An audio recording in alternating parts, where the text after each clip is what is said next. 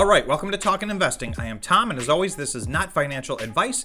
Today, I want to do our daily update on Bitcoin and the Bitcoin miners. We cover the miners every day, so if you're new here and you enjoy this content, please subscribe to the channel and hit the notification bell, and everybody please smash the like button. Also, feel free to drop a comment below, and you'll see in the pinned comments, we have a link to our free Discord. We're revamping our Discord. We have about 500 people there right now, and we're about to start offering some additional services over there. So come over, check it out. Let's get to Bitcoin. I'm going to start with the Bitcoin miner big board. Okay, so today, as you can see, is red. There's two outliers. There's two green Bitcoin miners today. Argo blockchain is up 1.2% and GREE is up 1.3% for whatever reason. And like we've been seeing over the last several weeks, there seems to always be two or three outliers in one direction or the other. Other than that, the entire board is red, and I'm just going to highlight a few of the ones that are having bigger moves today. Stronghold is down almost 16%. It was down as much as 20% on the day today. It was down 32% yesterday.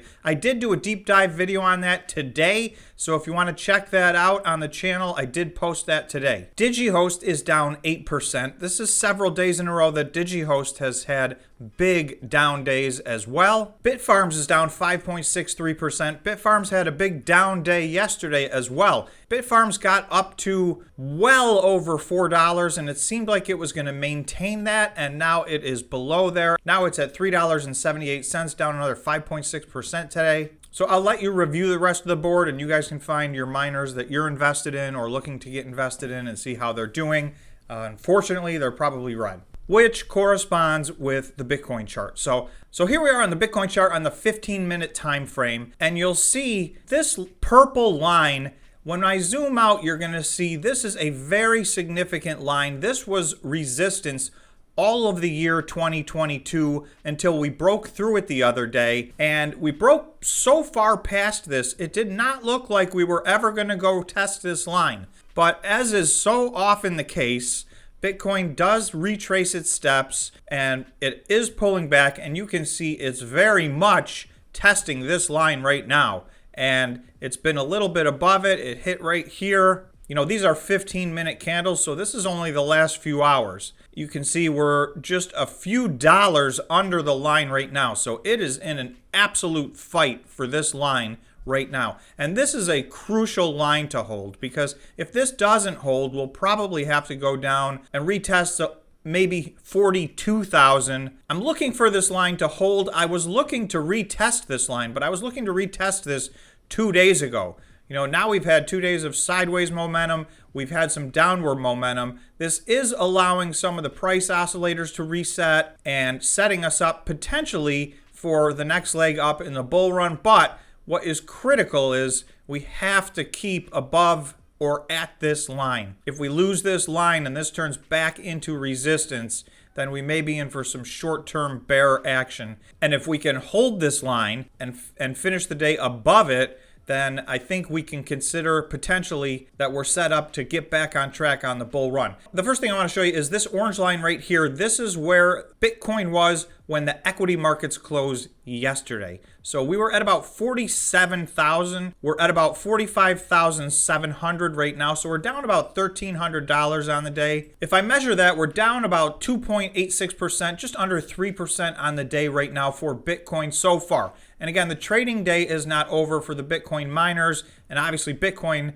trades 24/7. Okay, here we are on the 4-hour time frame. And you can see we have a trend line that I've drawn in here that dates back to March 13th. So essentially that's just a little over 2 weeks. So this is not a very long-term trend line, but it's been a pretty strong line that has been respected over the last few weeks. You can see, you know, I could move this line a little bit up or down. There's a few spots that tested and went below. And these are 4-hour candles, remember. But essentially for the last 2 weeks, this line has been holding. Well, you can see we're in another one of these spots right here. And this is kind of where two things crossed. Our ascending line of support crossed our horizontal line of previous resistance, which we hope to turn into support. You know, I think it's a bit of a coincidence, but this all happened right here at the exact same time. So in order to see this bull trend continue, obviously we need to stay above this purple line, and it would be nice to move back above this blue line so we could continue to trend upward. So that is what I'm looking for out of the next 24 hours. I think that is crucial. We have not yet finished a 4-hour candle below any of these lines of support, so we're going to have to see what happens.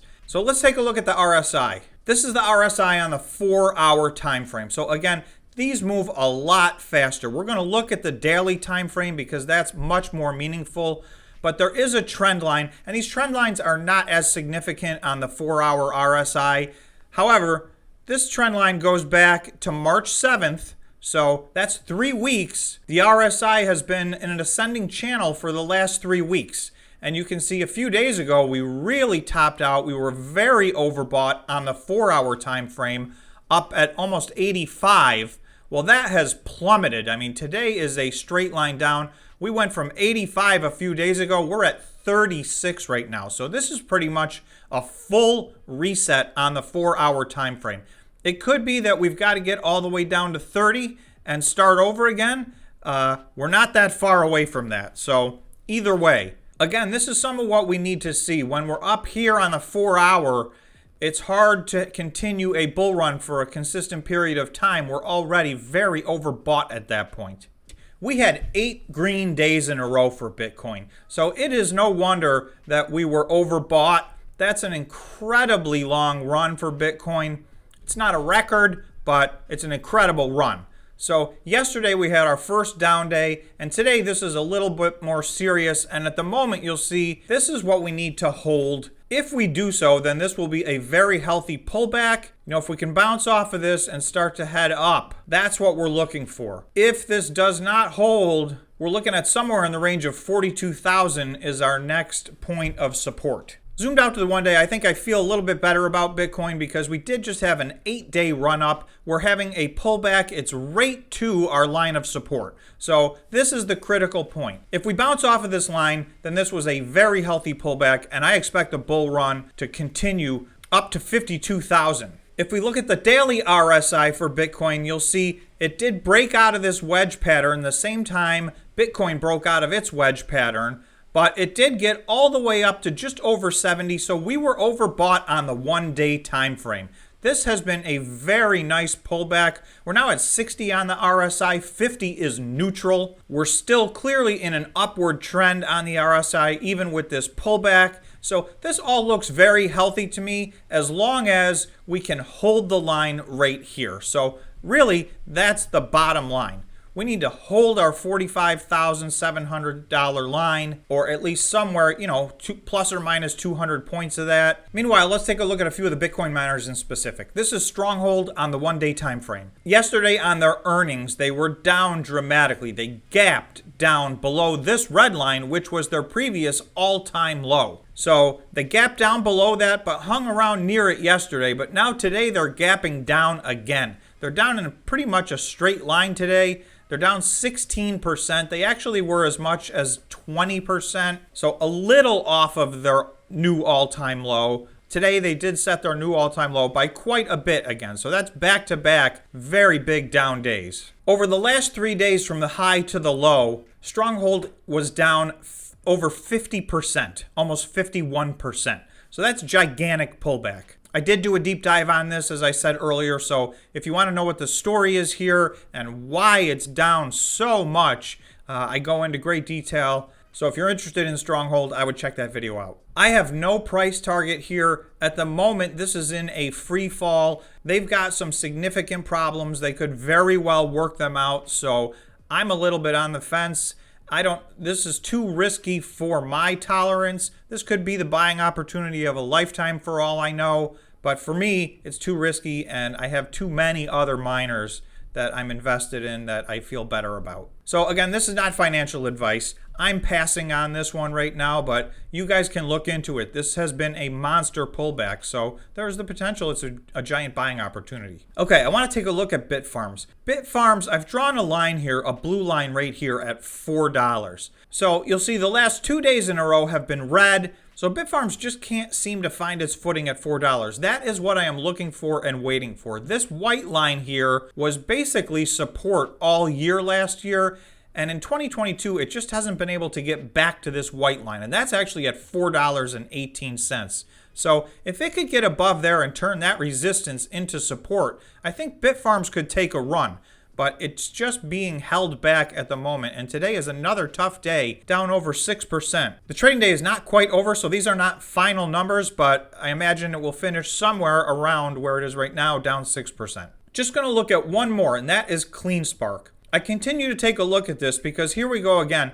Today has been a rough day for Bitcoin, but Cleanspark is only down 0.88%, still near its 2022 highs, and still up 127% from its January 22 lows. So Cleanspark is still very healthy. Even on these tough days, it doesn't get beaten up very badly. It's down less than 1%. So I do hold Cleanspark. I did not add to it today, but I just wanted to point out the strength in this stock right now. It's clearly the best behaving Bitcoin stock out of all of the Bitcoin stocks so far this year. Okay, so these are the final numbers. The market is now closed. Bitcoin has had 1, 2, 3, 4, 5 15-minute red candles in a row. So it has some downward momentum, and the last two red candles have been completely under this line of support. So I'll just finish up on the 4-hour time frame. We just finished a 4-hour candle. It did finish below our blue ascending line and just about right at our purple line. So this is the start of a new 4-hour candle. I am hopeful that this 4-hour candle closes above, most importantly, this purple line,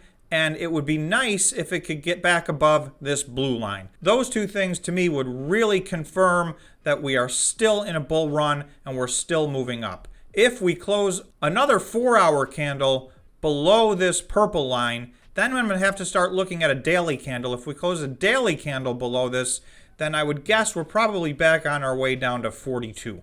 I remain bullish in the short term and the long term, but we'll have to see how this plays out. So that's all I've got for you on Bitcoin and the Bitcoin miners today. Thanks for watching. I'll see you in the next video.